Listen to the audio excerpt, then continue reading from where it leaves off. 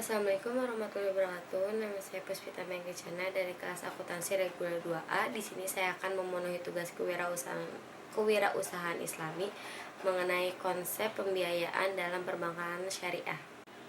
Di sini saya akan menjelaskan tentang pengertian pembiayaan, prinsip-prinsip pembiayaan, falsafah pembiayaan, jenis-jenis pembiayaan, analisis kelayakan pembiayaan, dan penanganan serta pengawasan permasalahan dalam pembiayaan perbankan syariah. Yang pertama itu mengenai pembiayaan. Pembiayaan atau financing adalah pendanaan yang diberikan oleh suatu pihak kepada pihak yang lain untuk mendukung investasi yang telah direncanakan, baik dilakukan sendiri maupun lembaga. Kalau pembiayaan syariah adalah penyediaan uang atau tagihan yang dipersamakan dengan berdasarkan persetujuan atau kesepakatan antara bank dengan pihak yang dibiayai untuk mengembalikan uang atau tagihan tersebut setelah jangka waktu yang telah disesuaikan dengan imbalan bagi hasil. Kemudian filsafat pembiayaan.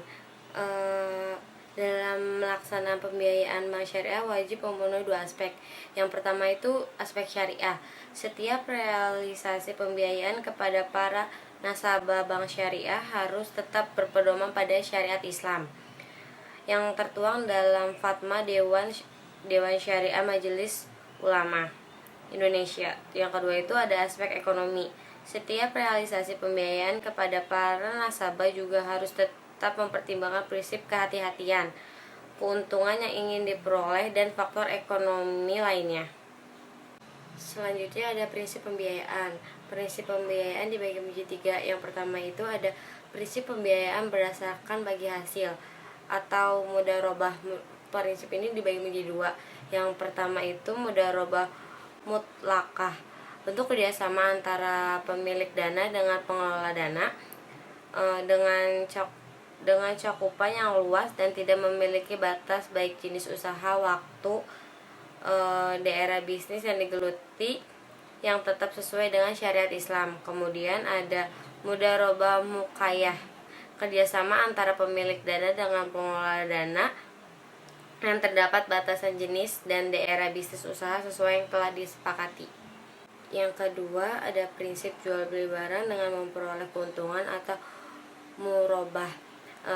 Murabah itu dibagi menjadi 5. Yang pertama itu ada bai al-murabah atau akad jual beli barang tertentu. Kedua ada bai al-muqayyadah, yaitu jual beli di mana pertukaran terjadi antara barang dengan barang yang lainnya atau barter.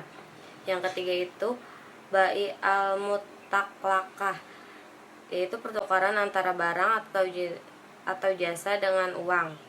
Yang keempat itu ada bai as-salam, yaitu akad jual beli di mana pembeli membayar uang sebesar harga atas barang yang telah disebutkan spesifiknya, sedangkan barang yang diperjualbelikan itu akan diserahkan kemudian, yaitu pada tanggal yang telah disepakati. Kemudian ada yang kelima itu ada bai al-istisna, yaitu kontrak jual beli di mana harga atas barang tersebut dibayar tetapi dapat diangsur sesuai dengan jadwal dan syarat yang disepakati. Yang ketiga itu ada prinsip sewa menyewa. Itu dibagi menjadi 2. Ada akad ijarah dan akad ijarah muntabiha. Kalau akad ijarah itu akad pemindahan hak guna barang atau jasa melalui pembayaran upah sewa tanpa diikuti dengan pemindahan kepemilikan. Terus habis itu akad ijarah muntabiha, yaitu sejenis perpaduan antara kontrak jual beli dan sewa, atau lebih tepatnya akad sewa yang diakhiri kepemilikan barang di tangan si penyewa. Kemudian ada jenis-jenis pembiayaan. Yang pertama itu ada pembiayaan modal kerja syariah. Pembiayaan modal kerja syariah ini dibagi menjadi 2. Pembiayaan syariah dengan skema jual beli dan jenis pembiayaan syariah, skema kerjasama. Kemudian ada pembiayaan konsumtif syariah. Pembiayaan konsumtif syariah adalah pembiayaan yang bertentukan sejarah. Yang ketiga itu ada pembiayaan investasi syariah. Kemudian ada analisis kelayakan pembiayaan. Ini dibagi menjadi beberapa tahap. Itu ada tahap pendekatan analisis pembiayaan, pendekatan jaminan, pendekatan karakter, pendekatan kemampuan pelunasan, dan pendekatan dengan studi kelayakan. Prinsip analisis pembiayaan adalah pedoman-pedoman yang diperhatikan oleh pejabat pembiayaan di bank pada saat melakukan analisis pembiayaan secara umum. Prinsip analisis pembiayaan didasarkan pada 5C: karakter, kapasiti, kapital, kolateral, dan condition. Kemudian ada pengawasan dan penanganan pembiayaan permasalahan.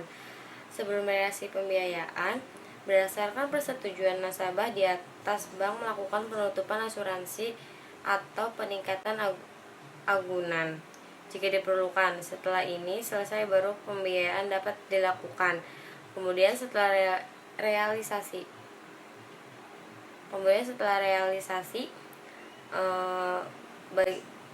bagi bank, pencairan pembiayaan berulah akhir episode permohonan. Yang selanjutnya merupakan awal pemeliharaan dan pemantauan pembiayaan. Kemudian ada beberapa analisis tentang sebab kemacetan pembiayaan.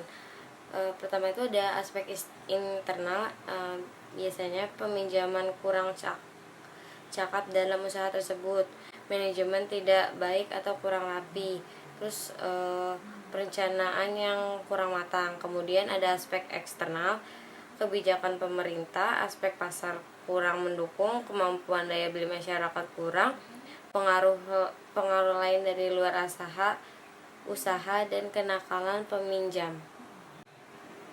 Cukup sekian penjelasan mengenai konsep pembiayaan dalam perbankan syariah yang saya jelaskan.